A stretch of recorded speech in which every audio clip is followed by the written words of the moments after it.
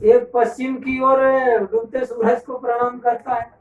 दोनों की अलग अलग सोच है। गुरु कबीर साहब ने देखा कि भाई रे दुई जगदीश कहाँ से आया, ये दो दो एक कहाँ से आए, अब इनका ईश्वर और खुदा ये आया कहाँ से। तो दोनों ये सदगुरु कबीर साहब ने चाहे ग्रंथ में लिखी हो या किसी में लिखी हो, उस बात को सदगुरु कबीर साहब ने ही नकारा।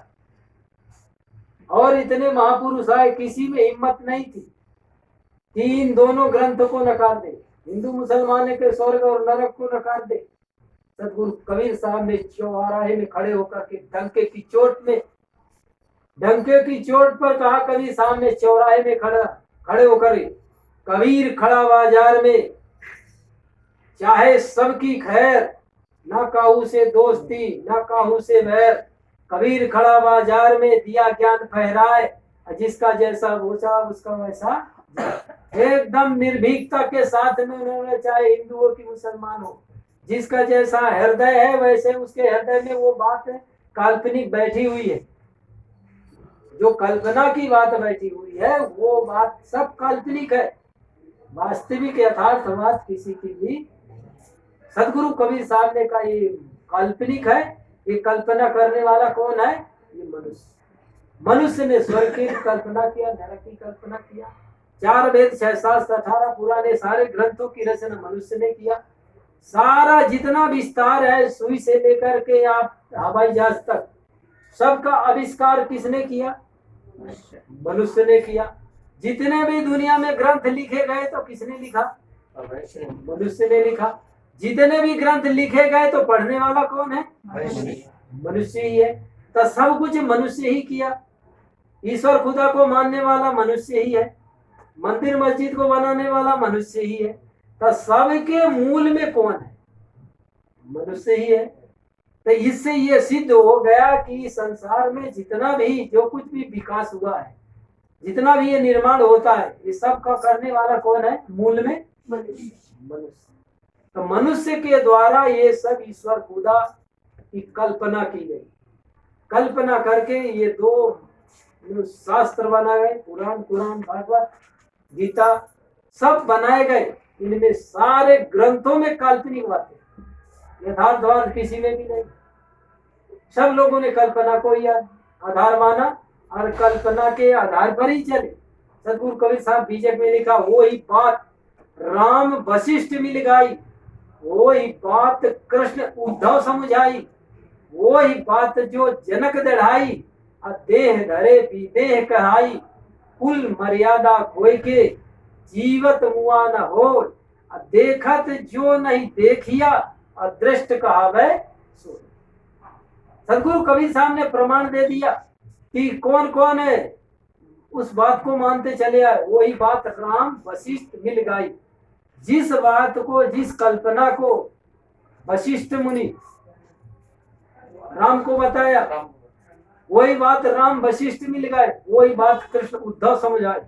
और उद्धव जी कृष्ण ने और उद्धव जी ने उसी बात को माना, कल्पना की बात को माना। कोई ना कोई एक है, अदृश्य शक्ति है, महाशक्ति है, ऊपर की शक्ति है।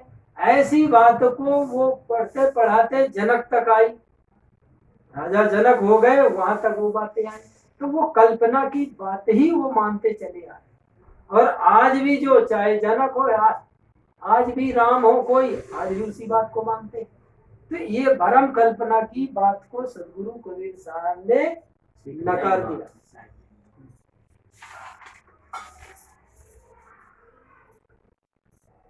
ಕಬೀರ್ ಸಾಹೇಬರು ಜನ್ಮ ವೃತ್ತಾಂತ ತಗೊಂಡು ಹೇಳಿದ್ರು, ಅನೇಕ ಮಹಾಪುರುಷರು ಜನ್ಮ ವೃತ್ತಾಂತ ಸ್ವಲ್ಪ ಗಡಿಬಿಡಿ. ವೇದವ್ಯಾಸರು ಹುಟ್ಟಿದ್ದು ನದಿಯಲ್ಲಿ ಹೋಗ್ತಾ ಇರ್ಬೇಕಾದ್ರೆ ಪರಾಶರರು ಸತ್ಯವತಿನ ಹೇಳಿದ್ರು, ಅದೆಲ್ಲ ಕಷ್ಟಕರವಾದದ್ದು. ಬೇರೆ ರೀತಿಯಲ್ಲಿ ಇರ್ತಾರೆ. ಇವ್ರು ಹೇಳ್ದಂಗೆ ಕಲ್ಪನೆಗಳನ್ನ ಮಾಡ್ಕೊಂಡು ಬಂದ್ಬಿಟ್ಟಿದ್ದಾರೆ ಗ್ರಂಥಗಳನ್ನ ಬರೆಯುವಾಗ. ಈಗಲೂ ಸಹ ಈ ವಾರದ ಕರ್ಮವೀರದಲ್ಲಿ ವಿಚಾರಗಳನ್ನ ತಿಳಿಸಿದ್ದಾರೆ. ಒಂದು ದೇಶದಲ್ಲಿರ್ತಕ್ಕಂಥ ಒಂದು ಧರ್ಮನ ತುಳಿಬೇಕಾದ್ರೆ ಏನೇನು ಮಾಡ್ಕೊಂಡ್ಬಂದ್ರು ಅಂತ, ಏನು ಅದಕ್ಕೆ ಕಾರಣ, ಎಲ್ಲಿ ಅವ್ರಿಗೆ ಹಣ ಸಂದಾಯ ಆಗುತ್ತೆ ಪ್ರೊಫೆಸರ್ಗಳ ಮೂಲಕ, ವಿಶ್ವವಿದ್ಯಾಲಯದಲ್ಲಿರ್ತಕ್ಕಂಥ ಪ್ರೊಫೆಸರ್ಗಳ ಮೂಲಕ ಅವರು ವಿದ್ಯಾರ್ಥಿಗಳಿಗೆ ತಿಳಿಸಿ ಹೇಳ್ತಾರೆ ಸುಳ್ಳನ್ನ. ಇದು ಈಗಲೂ ನಡೀತಾ ಇದೆ. ಅದನ್ನೇ ಅವ್ರು ಹೇಳಿದ್ರು, ಎಲ್ಲ ಕಲ್ಪನೆಗಳೇ. ಅದನ್ನ ಯಾರು ಬೇಕಾದ್ರೂ ಓದ್ಬೋದು. ಈ ವಾರದ ಕರ್ಮವೀರ ಬ್ರಾಹ್ಮಣ್ಯ ಬ್ರಾಹ್ಮಣ ಈ ವಿಚಾರದ ಬಗ್ಗೆ 17 ಪುಟ ಯಾರೋ ಬರೆದಿದ್ದಾರೆ. ಯಾವ ರೀತಿ ಧರ್ಮಗಳನ್ನ ತಿಳ್ಕೊಂಡ್ಬಂದ್ರು ಅಂತ. ಕ್ರೈಸ್ತರು, ಮುಸಲ್ಮಾನರು ಯಾವ ರೀತಿ ಅಪಪ್ರಚಾರ ಮಾಡ್ತಾರೆ ಇದ್ರ ಮೇಲೆ ಅಂತೇಳಿ, ಹಿಂದೂ ಧರ್ಮದ ಮೇಲೆ ಇಲ್ಲ ಸಲ್ಲದ ಒಂದು ಲೂಪ್ಸ್ ಒಂದು ಇರ್ತವೆ, ಏನೋ ಒಂದು ಎಲ್ಲ ಒಂದು ಸ್ವಲ್ಪ ಸೋಲುತನ ಇರುತ್ತೆ ಬರ್ದಿರೋರಲ್ಲಿ. ಅದನ್ನೇ ಹಿಡ್ಕೊಂಡು ಅಪಪ್ರಚಾರ ಮಾಡ್ತಾ ಇದ್ದಾರೆ. ಈಗಲೂ ಸಹ ಇದೆ. ಈಗ ಅದನ್ನ ನೀವು ಯಾರು ಬೇಕಾದ್ರೂ ಓದ್ ಬಂದಿರೋರು ಕರ್ಮವೀರ ತಗೊಂಡು ಓದ್ಬೋದು, ಬ್ರಾಹ್ಮಣ್ಯ ಬ್ರಾಹ್ಮಣಿ ಅಂತ. ಅದೇ ಮತ್ತೆ ಈ ಮುಂದುವರೆದು ಹೇಳೋಣ. ಕಲ್ಯಾಣ ಜೀವರಿಗೆ ಕಲ್ಯಾಣದ ವಿಚಾರವನ್ನು ಬೀಜಕೃತದಲ್ಲಿ ಪ್ರಮಾಣ ಪೂರ್ವಕವಾಗಿ ತಿಳಿಸಿದ್ದಾರೆ. ಪ್ರಮಾಣ ಪೂರ್ವಕವಾಗಿ ಅದನ್ನು ನಾವು ಓದ್ತಾ ಇದ್ದೀವಿ. ನಿಜವಾಗ್ಲೂ ಅದು ಅಕ್ಷರ ಸಹ ಅಲ್ಲೊಂದೊಂದೊಂದು ವಿಚಾರ ಸಹ ಸತ್ಯದಿಂದ ಕೂಡಿದೆ. ಈಗ ಹೇಳಿದ್ರಲ್ಲ, ಕಲ್ಪನೆಯಿಂದ ಕೂಡಿರೋದು. ಭಗವದ್ಗೀತೆಯಲ್ಲೂ ಸಹ ಅಲ್ಲಲ್ಲಿ ಕಲ್ಪನೆಗಳನ್ನ ಸೇರಿಸ್ಬಿಟ್ಟಿದ್ದಾರೆ. ಅದನ್ನ ವಿಚಾರ ಮಾಡಿ ವಿಚಾರಧಾರೆ ಬೇರೆ ಬರ್ತಾರೆ. ಒಬ್ಬೊಬ್ರು ಒಂದೊಂದು ರೀತಿ ಬರೀತಾರೆ ಅರ್ಥ. ಭಗವದ್ಗೀತೆ ಶ್ಲೋಕಗಳಿಗೆ ಒಬ್ಬೊಬ್ರು ಒಂದೊಂದು ರೀತಿ. ಗೀತಾ ಪ್ರೆಸ್ ಸಾರಾಂಶ ಕೊಡ್ತಾರೆ, ಕೆಲವರು ಅದನ್ನು ವಿವರಣೆ ಕೊಡುವಾಗ ಬೇರೆ ಬೇರೆ ಒಂದು ಉದಾಹರಣೆ ಕೊಟ್ಕೊಂಡು ಬೇರೆ ಬೇರೆ ರೀತಿ ಬರ್ತಾರೆ. ಈ ರೀತಿಯಾಗಿ ಈಗಲೂ ನಡೀತಾ ಇದೆ. ಮತ್ತು ಈ ಹಿಂದೆ ಶಾಸ್ತ್ರ ಪರಂಪರೆ ಇವುಗಳನ್ನ ಅನುಸರಿಸಿ ನಡೆಸ್ಕೊಂಡ್ ಬರ್ತಾ ಇದ್ರು ಜನಗಳು. ಯಾವುದೇ ಒಂದು ದೇವ್ರ ಪೂಜೆ ಆಗಿರ್ಬೋದು, ವ್ರತ ಆಗಿರ್ಬೋದು, ಏನೇ ಆಗಿರ್ಬೋದು, ಅದು ಒಬ್ಬನ ನಂತರ ಒಬ್ರು ನಾವು ಕರೆಕ್ಟ್ ಸಾರಿ ಹೇಳಿದಂಗೆ ಹಿಂದಿನಿಂದ ನಡ್ಕೊಂಡ್ ಬರ್ತಾ ಇದೆ. ಒಂದು ಚೈನ್ ಲಿಂಕ್ ಇದ್ದಂಗೆ, ಚೈನ್ ಇದ್ದಂಗೆ ಅದು. ಆದ್ರೆ ಈ ಕಬೀರ್ ಸಾಹೇಬರು ಈ ರೀತಿ ಶಾಸ್ತ್ರ ಪರಂಪರೆ ಇವುಗಳನ್ನ ತಿಳಿದುಕೊಂಡು ಅವುಗಳನ್ನ ಅನುಸರಿಸಲಿಲ್ಲ. ಯಾರ್ದು ಆಧಾರ ತಗೊಳ್ಳಿಲ್ಲ. ಎಲ್ಲರೂ ಈಶ್ವರ ಆಧಾರ, ಖುದಾ ಆಧಾರ ಅಂತ. ಇವ್ರು ಯಾವ ಆಧಾರ ತಗೊಂಡ್ರು? ವಿವೇಕದ ಆಧಾರ. ವಿವೇಕ ಅದರ ಸತ್ಯ ಇದೆಯಾ ಅಸತ್ಯ ಇದೆಯಾ ಆ ವಿವೇಕದ ಆಧಾರ ಪರೀಕ್ಷೆ ಮಾಡಿ ತಗೊಂಡ್ರು. ಮತ್ತೆ ಅದರಲ್ಲಿರೋತಕ್ಕ ವಿಚಾರಗಳನ್ನ ಸುಳ್ಳಾಗಿರೋದನ್ನ ಬಿಟ್ರು. ಅವ್ರು ಸತ್ಯ ಏನಿದೆ ಅದನ್ನು ತೆಗೆದುಕೊಂಡ್ರು. ಅವೆಲ್ಲ ಕೆಲಸಕ್ಕೆ ಬಾರದೇ ಇರ್ತಕ್ಕಂಥ ವಿಚಾರಗಳನ್ನೆಲ್ಲ ಬರೆದ್ರು. ಭಗವಂತನ ವಿಚಾರದಲ್ಲಿ ಯಾವುದೋ ಒಂದು ಶಕ್ತಿ ಇದೆ ಅನ್ನೋ ವಿಚಾರದಲ್ಲಿ ಇದು ಹಿಂದೂಗಳಲ್ಲೂ ಸಹ ಇದೆ, ಮುಸಲ್ಮಾನರಲ್ಲೂ ಸಹ ಇದೆ. ನಿರ್ಗುಣ ನಿರಾಕಾರ ಈ ರೀತಿ ಎಲ್ಲ ಹೇಳಿದ್ರು. ನಿರಾಕಾರ ಅಂದ್ರೆ ಆಕಾರ ಇಲ್ಲದೆ ಇರೋದು. ಆಕಾರ ಇಲ್ಲದೆ ಇದ್ಮೇಲೆ ಇವ್ರೇನ ಹೆಂಗೆ ಆಕಾರ ಕೊಟ್ರು? ಯಾವುದೋ ಈಶ್ವರನಿಗೆ 4 ಕೈ ಇತ್ಯಾದಿ. ಅವ್ರು ಅಲ್ಲ, ಅವರೊಂದು ಆಕಾರ ಕೊಟ್ರು. ಹೇಗ್ ಸಾಧ್ಯ? ನಿರ್ಗುಣ, ಗುಣ ಇಲ್ಲದೆ ಇರೋ ಮನುಷ್ಯ ಇರಕ್ ಸಾಧ್ಯನಾ? ಏನಾದ್ರು ಒಂದು ಗುಣ ಇರುತ್ತೆ, ಒಳ್ಳೇದಾಗ್ಲಿ ಕೆಟ್ಟದ್ದಾಗ್ಲಿ. ಈ ರೀತಿ ಉದಾಹರಣೆ ಮಾಡೋದು ಕೊಟ್ರು. ಆಮೇಲೆ ಸ್ವರ್ಗ ನರಕ ಇದ್ರ ಬಗ್ಗೆ ನಾವು ಸಹ ಇಲ್ಲಿ ಹೇಳ್ತಾ ಇರ್ತೀವಿ. ಸ್ವರ್ಗ ನರಕ ಅದೆಲ್ಲ ಚರ್ಚೆ ಮಾಡಿ ಇಟ್ರು. ಆ ಮುಸಲ್ಮಾನರು ಇಟ್ರು, ಇವರು ಹಿಂದೂಗಳು ಸಹ ಇಟ್ರು. ಮತ್ತೆ ಏನಾದ್ರು ಹೇಳಿದ್ರೆ ಎಲ್ಲ ಮೇಲೆ ಇರೋ ನೋಡ್ಕೊಂತಾನೆ ಅಂತ ಮೇಲ್ ಕೈ ತೋರಿಸ್ತಾರೆ. ಬೆಲ್ಲ ಕಲ್ಪನೆ. ಪುರಾಣ ಓದ್ತಾ ಇದ್ದಾರೆ, ಓದಿ ಮಾಡ್ತಾ ಇದ್ದಾರೆ, ಕುರಾನ್ ಓದ್ತಾರೆ. ಆದ್ರೆ ಪರಸ್ಪರ ದ್ವೇಷ ಮಾತ್ರ ಬಿಟ್ಟಿಲ್ಲ. ಹಿಂದೂಗಳು ಅವರು ದ್ವೇಷ ಮಾಡ್ತಾರೆ, ಮುಸಲ್ಮಾನರು ಹಿಂದೂಗಳನ್ನ ದ್ವೇಷ ಮಾಡ್ತಾರೆ. ಅದನ್ನ ನೋಡ್ತಾ ಇದೀವಿ, ಈಗಲೂ ಸಹ ನಡೀತಾ ಇದೆ. ಒಬ್ರು ಪೂರ್ವ ದಿಕ್ಕನ್ನ ನೋಡಿ ಸೂರ್ಯನ ಪೂಜೆ ಮಾಡ್ತಾರೆ, ಇನ್ನೊಬ್ರು ಪಶ್ಚಿಮ ದಿಕ್ಕಿ ಚಂದ್ರನ ಪೂಜೆ ಮಾಡ್ತಾರೆ. ಇಬ್ಬರ ಯೋಚನೆ ಬೇರೆ ಬೇರೆ.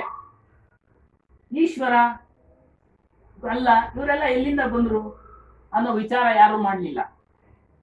ಅದರಿಂದ ಕಬೀರ್ ಸಾಹೇಬರು ಇವೆಲ್ಲ ಕಾಲ್ಪನೆಗಳು ಅಂತೇಳಿ ಅದನ್ನ ಸ್ವೀಕಾರ ಮಾಡಲಿಲ್ಲ. ಅವರು ಬದುಕಿರುವಾಗ ಅವ್ರ ಜೀವನದ ಅವಧಿಯಲ್ಲಿ 4 ರಸ್ತೆಗಳ ಸೇರ್ತಾರೆ. ನಿರ್ಭಯವಾಗಿ ಹೇಳಿದ್ರು. ಹಿಂದೂಗಳು ಮಾಡತಕ್ಕಂಥ ತಪ್ಪನ್ನ ಅವರು ಹೇಳಿದ್ರು. ನೀವು ಈ ರೀತಿ ಮಾಡ್ತಾ ಇದ್ದೀರ ತಪ್ಪು. ಮುಸಲ್ಮಾನರು ನಿಮ್ದು ತಪ್ಪಿದೆ. ಯಾರು ನಿಜವಾದ ಪರಮಾತ್ಮನನ್ನ ತಿಳಿಲ್ಲ ಅಂದ್ರೆ ಏನು? ನಾನು ಯಾರಲ್ಲೂ ದ್ವೇಷ ಮಾಡ್ತಾ ಇಲ್ಲ, ಯಾರ ಸ್ನೇಹನೂ ಇಲ್ಲ, ನಿರ್ಭಯವಾಗಿ ನಾನು ಹೇಳ್ತಾ ಇದ್ದೀನಿ ಅಂತ. ಮನುಷ್ಯ ವೇದಗಳನ್ನ ಬರೆದ ಯಾರು? ಮನುಷ್ಯರೇ. ಈಶ್ವರ ಬರೆದಿರೋದು ಅಂತ ಅಲ್ಲಿ ಕಲ್ಪನೆ ನೋಡಿ. 4 ವೇದಗಳಲ್ಲಿ ಎಲ್ಲ ಭಿನ್ನವಾಗಿ ಬರೆದಿದ್ದಾರೆ.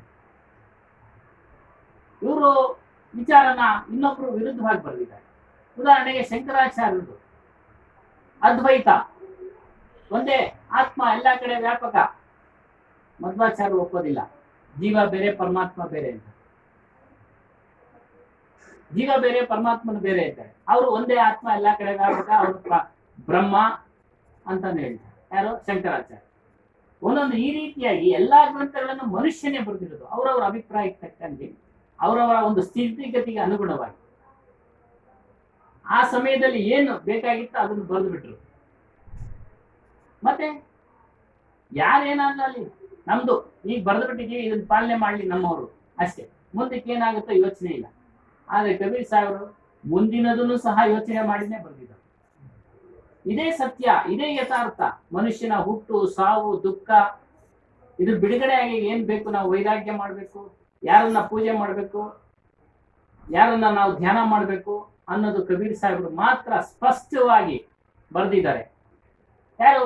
ಆತ್ಮನನ್ನೇ. ಆತ್ಮನ ಕುರಿತು ಎಲ್ಲಾ ವೇದಗಳಲ್ಲೂ ಹೇಳ್ತಾರೆ, ಶಂಕರಾಚಾರ್ಯರು ಹೇಳ್ತಾರೆ, ಮಧ್ವಾಚಾರ್ಯ ಎಲ್ಲರೂ ಬೇರೆ ಬೇರೆ ರೀತಿ ಹೇಳ್ತಾರೆ. ಎಲ್ಲ ದ್ವಂದ್ವ ಮಾಡ್ಬೇಕೋ ಬಿಡ್ಬೇಕು ಅನ್ನೋದು ನಮ್ಗೆ ಸಂಶಯ ಹುಟ್ಬಿಡುತ್ತೆ ಅದನ್ನ ಓದ್ತಾ ಇದ್ರೆ. ಏನಪ್ಪ ಇವ್ರು ಎರಡು ಹೇಳ್ತಾರೆ, ಇವ್ರು ಒಂದ್ ಹೇಳ್ತಾರೆ, ಯಾರನ್ನ ಅನುಸರಣೆ ಮಾಡೋಣ ನಾವು? ಶಂಕರಾಚಾರ್ಯನ ಅನುಸರಣೆ ಮಾಡೋಣ, ಇಲ್ಲ ಮಧ್ವಾಚಾರ್ಯನ ಅನುಸರಣೆ ಮಾಡೋಣ? ನೋಡಿ, ಯಾವ್ದ್ರಲ್ಲೂ ಅವರು ಬ್ರಾಹ್ಮಣರೇ, ಅದು ಬೇರೆಯವ್ರಿಗೆ ಬಿಡ್ಲೂ ಇಲ್ಲ. ಶೂದ್ರರಿಗೆ ಜ್ಞಾನನೇ ಇಲ್ಲ ಅಂತ ಅಂದ್ಬಿಟ್ಟು ವೇದವ್ಯಾಸರು ಹೇಳಿದ್ರು ಒಂದು. ವೇದವ್ಯಾಸರು ಮಹಾಜ್ಞಾನಿಗಳು ಆ ರೀತಿ ಹೇಳೋದಕ್ಕೆ ಸಾಧ್ಯನಾ? ಇದನ್ನೆಲ್ಲ ನೋಡಿ ಕಲ್ಪನೆ ಎಷ್ಟು. ಇದೇ ಪಾವಗಡ ಪ್ರಕಾಶ್ ರಾವ್ ಅವ್ರ ಸ್ಪೀಚ್ನಾಗ ಹೇಳ್ತಾರೆ, ಶಂಕರಾಚಾರ್ಯರು ಶೂದ್ರ ಜ್ಞಾನ ಇಲ್ಲ ಅಂತ ಹೇಳಿಲ್ಲ, ವೇದವ್ಯಾಸ ಹೇಳ್ಬಿಟ್ರು ಅಂತ. ವೇದವ್ಯಾಸರು ಮಹಾಜ್ಞಾನಿಗಳು ಹೇಳೋದಿಕ್ ಸಾಧ್ಯನಾ? ನೋಡಿ ಎಷ್ಟು ಕಲ್ಪನೆ. ಈಗಲೂ ಅವೆಲ್ಲ ರೆಕಾರ್ಡ್ಗಳು ಈಗಲೂ ಪ್ರಚಾರ ಮಾಡ್ತಾ ಇದ್ದಾರೆ. ಶಂಕರಾಚಾರ್ಯನ ಉಳಿಸ್ಕೊಳ್ಳಕ್ಕೆ ಅವ್ರ ಮೇಲೆ ಎಲ್ಲ ಶಂಕರಾಚಾರ್ಯರು ಮ್ಯಾಲಿಂದ ಇಳಿದು ಬಂದ್ರಂತೆ, ಅವರು ಸಹ ಹೀಗೆ ಹೇಳ್ತಾರೆ. ಯಾವ ರೀತಿ ಕಬೀರ್ ಸಾಹೇಬ್ರು ಮ್ಯಾಲಿಂದ ಬಂದ್ರು, ಇವರು ಸಹ ಮ್ಯಾಲಿಂದ ಬಂದ್ರು ಈಶ್ವರನ ಲೋಕದಿಂದ ಅನ್ನ. ಈ ರೀತಿ ಕಲ್ಪನೆಗಳು ಈಗಲೂ ನಡೀತಾ ಇದೆ. ಸ್ವಾಮಿಗಳು ಅದೇ ಹೇಳಿದ್ರು, ಈಗಲೂ ಸಹ ನಡೀತಾ ಇದೆ ಕಲ್ಪನೆ ವಿಚಾರಗಳಲ್ಲಿ. ಆದ್ರೆ ಕಬೀರ್ ಸಾಹೇಬ್ರು ಅವುಗಳನ್ನೆಲ್ಲ ಒಪ್ಪಲಿಲ್ಲ. ವಿಚಾರ ಮಾಡಿ ನೀವು, ನಿಮ್ಗೆ ವಿವೇಕ ಇದೆಯಲ್ಲ, ಇದು ಸಾಧ್ಯನಾ ಇದು ಅಂತೇಳಿ ವಿಚಾರ ಮಾಡಿ ನೀವು. ಅದೇ बीजेपी ग्रंथದಲ್ಲಿ ತಿಳಿಸಿರ್ತಕ್ಕಂಥ ವಿಚಾರಗಳು.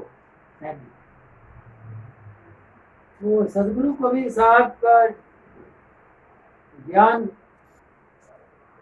जो भी कबीर साहब ने ज्ञान दिया वो कबीर साहब अपने अनुभव के आधार पर, पूरा बीजक अनुभव के आधार पर लिखे।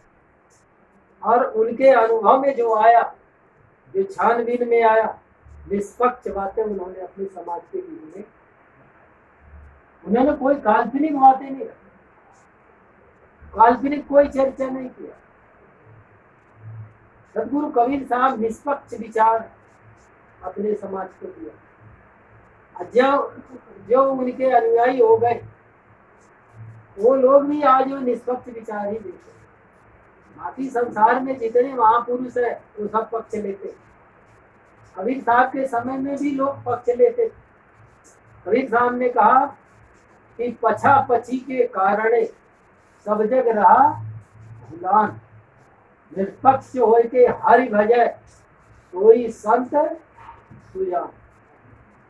आज समाज में पक्ष है, अपने अपने संप्रदाय का पक्ष है, अपने अपने जाति का पक्ष है, अपने अपने गुरु का पक्ष है, अपने अपने परंपरा का पक्ष है। सब अपने अपने पक्ष में चलते। अगर उनके पक्ष में बात आई तो ठीक, और बात उनके पक्ष में नहीं आई तो बेकार है, तो बेकार है। ये बस कांग्रेस बीजेपी बने, वो नेता उसको गलत कहेगा, वो नेता उसको गलत, लेकिन निर्णय कोई करेगा। सदगुरु कबीर साहब ने कहा नहीं, यथार्थ को मानिए, जो सत्य बात है उसको मानिए। तो सदगुरु कबीर साहब ने सत्य बात, जो तथ्य है, जो बात है, जो जड़ चेतन, दोनों ये सत्य है। कबीर साहब कहते दोनों सत्य है, लेकिन दोनों को मतवादी लोग मानने को तैयार नहीं। ब्रह्म सत्य, जगत मिथ्या। आज भी वही रटे चले जा रहे हैं, वही बात कहते चले जा रहे हैं, ब्रह्म सत्य जगत मिथ्या। तो गुरु कबीर साहब कहते ब्रह्म का कोई अस्तित्व तो बताओ, ब्रह्म का कोई रूप रंग आकार प्रकार और ठिकाना कहाँ है वो तो बताओ। जमीन में है कि आसमान में है कि पाताल में है, उसका ठिकाना तो बताओ। तो आज तक किसी ने उसका अता पता नहीं बताया, किसी को पता ही नहीं है। पहली बात तो कोई वस्तु ही नहीं है। कोई वस्तु हो तो उसका पता होता है, उसका एड्रेस होता है। अब उसका कोई अता पता, ईश्वर खुदा परमात्मा का कोई आवास निवास, कोई और ठिकाना कहीं नहीं, क्योंकि उन्होंने जो उसका अता पता दिया है, निर्गुण निराकार, ये कोई उनका पता नहीं। तो आज सभी लोग कोई साकार को मानता है, कोई निराकार को मानता है। सदगुरु कबीर साहब कहते हैं कि निराकार कोई वस्तु नहीं, साकार जो है जगत संसार ये सत्य है। ये बात कबीर साहब कहते हैं, उसको मानते ही नहीं। तो आज ये जीव सबकी कल्पना किया, सबकी कल्पना किसने किया? जीव ने किया। तो जीव सत्य है और ब्रह्म झूठा है। अभी ये बात को कबीर पंथी लोग कहते ये नया ज्ञान कहां से लाए?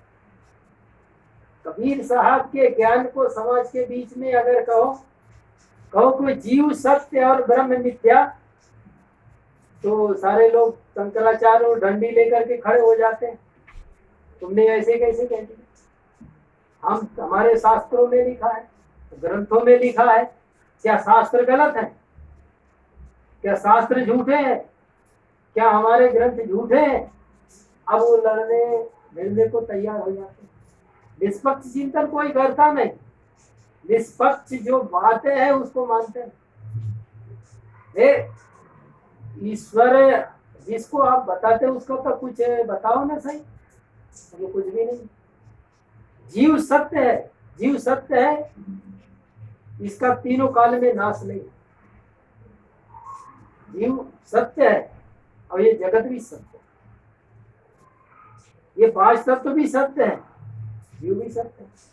अब ये पांच तत्व कारण कार है, जीव कार्य कारण से कार्य रहित अखंड जीव, अजर अमर अनंत, ज्ञान है ताकर नित्य गुण, कहां पारखी सन। ये जीव कैसा है? न निराकार है न साकार है, ये कैसा है? ये ज्ञानाकार है। ये जीव का आकार क्या है? निराकार नहीं है, ये ज्ञानाकार है। साकार भी नहीं है और निराकार भी नहीं है। ये क्या है? कैसा है? ज्ञानाकार है। यहाँ हम कितने लोग बैठे हैं, तो इनको ज्ञान किसको है? जीव को ही है ना। जीव रहे तब तो सबको पता है ना कि आप 15 लोग बैठे हैं। तो जीव जनैया है, जीव जानता है, सबको जानता है। सब सिद्धांत कौन किए जग में, आदम मानुष तुम्ही तो हो, ईश्वर खुदा जगत का कर्ता, कल्पना किया सो तुम्ही तो हो। वेद शास्त्र विद्या कल आदि वाणी बनाया तुम्ही तो हो। कहते वेद शास्त्र विद्या कला आदि वाणी बनाया तुम्ही तो हो। विषयानंद अध्यास त्याग कर और मुक्त हो नहारा तुम्ही तो।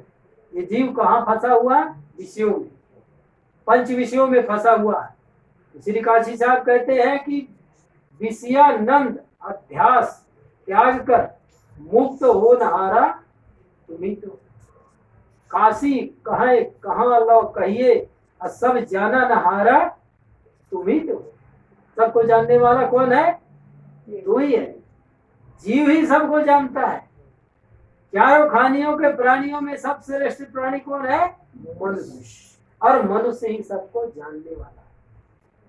मनुष्य में वो ताकत है जो ब्रह्म में नहीं है। ब्रह्म एक कल्पना है, अजीव वास्तविक होता है। जीव सत्य है, यथार्थ है और अभी भी है। तो जीव तीनों काल में जीव का नाश नहीं होता। अब तीन काल में कौन कौन से काल है?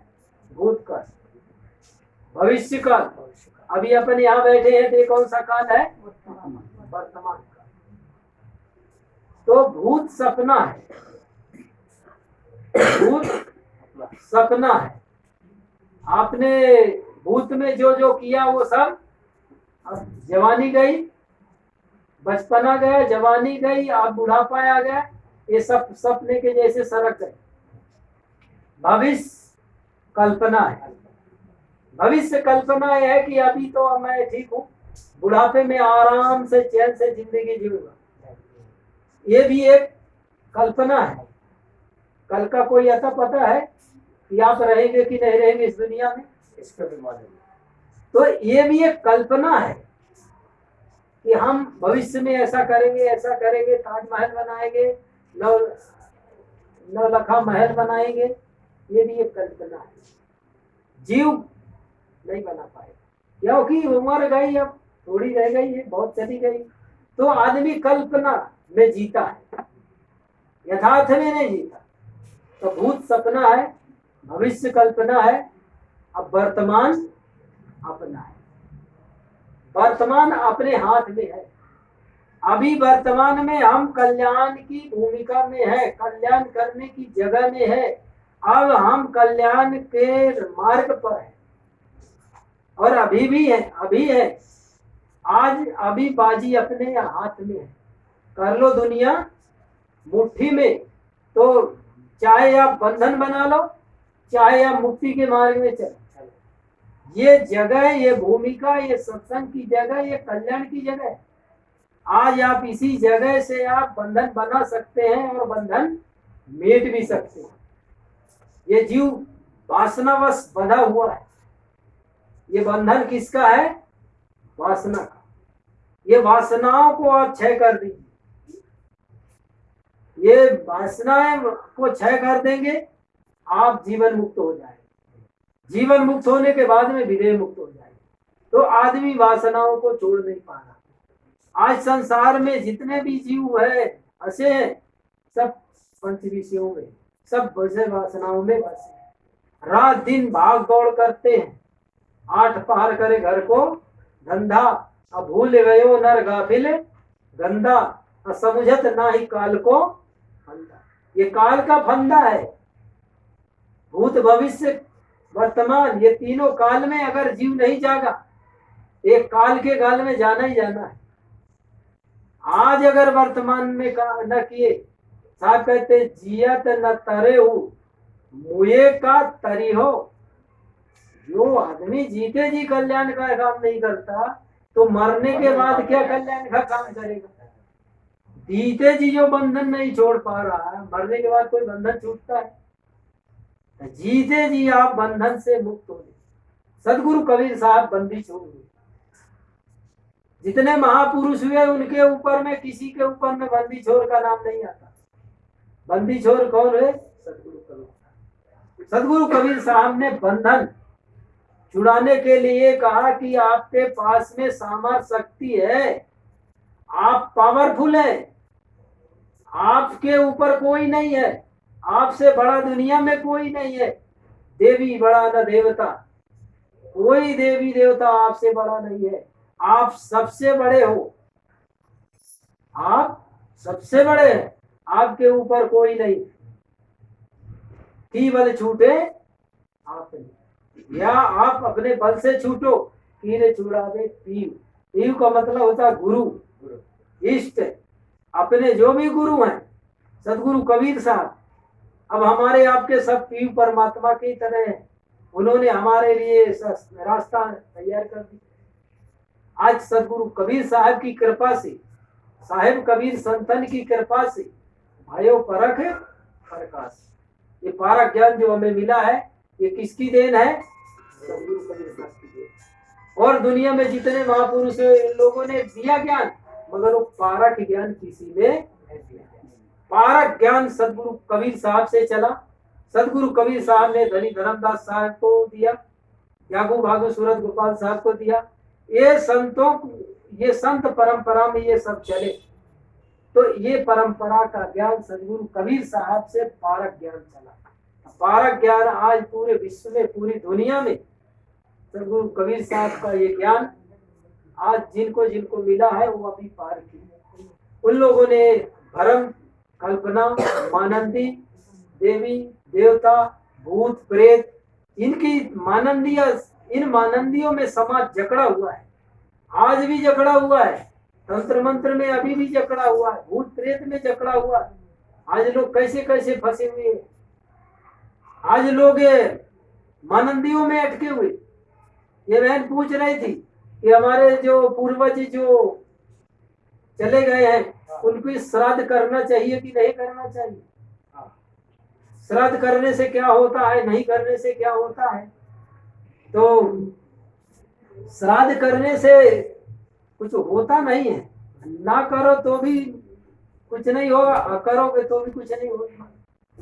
करोगे श्राद्ध के नाम से आप किसको भोजन कराओगे? ब्राह्मण को, ब्राह्मण को कराओगे। और किसको भोजन दोगे?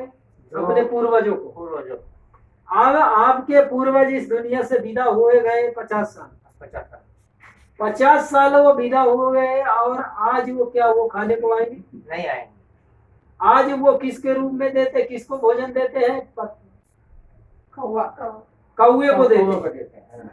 11 महीना कौआ भूखे मरता है, 11 महीना कोई रोटी पानी नहीं देता कौए को। 1 महीना ये श्रावण का आया तो कौए की मौज। कौए को इतना भोजन कराते हैं, बहुत भोजन मिलता कौए को। कौए ने मीटिंग किया कि इस महीने में अपन लोग एक घर में भोजन नहीं करेंगे, सब घरों घर में जाके करेंगे, क्योंकि कौओं की संख्या कम हो गई। कौए सब तो मर गए, सब मुक्त हो गए, सब पहुंच गए जन्नत में। तो आज के तारीख में अभी वो जो मर गए हैं उनको रोटी तो देते लोग, लेकिन जो जिंदा है उनको रोटी नहीं दो। उसको नहीं लगाएगा। जिंदे को रोटी न दो, पानी मत दो, उसको भोजन मत दो, उसकी व्यवस्था मत करो। किसकी व्यवस्था करो? उसका जो मर गए। तो जो मर गए हैं उनको हम भोजन देते। मरे हुए कभी भोजन खा सकते हैं? नहीं कर सकते। अगर माता पिता कोई भी अगर मर जाए तो अगर उसको भोजन दो, उसके अंदर से जान निकल जाए तो आपका भोजन करेगा?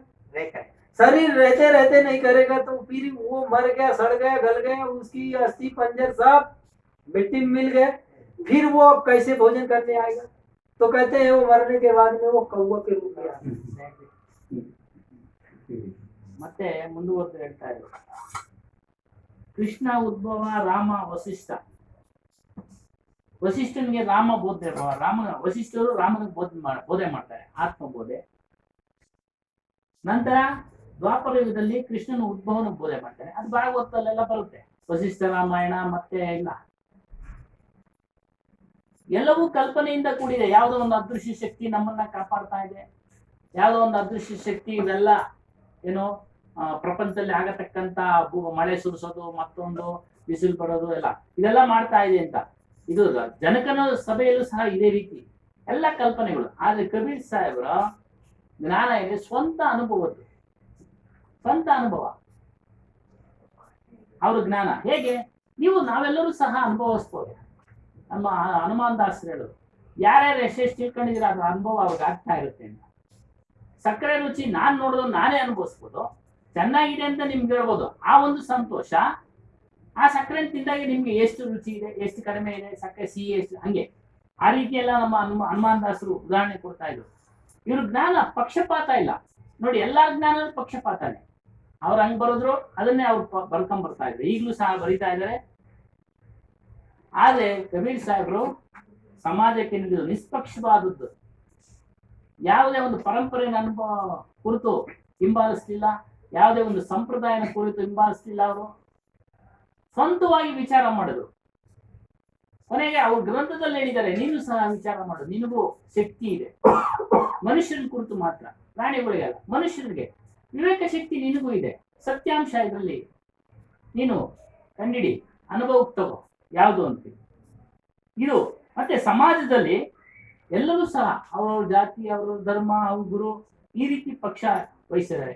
ಬಿಜೆಪಿ ಅವರು ಕಾಂಗ್ರೆಸ್ನವರ ಬಿಜೆಪಿ ಮೇಲೆ ಆರೋಪ ಮಾಡಿದ್ದಾರೆ.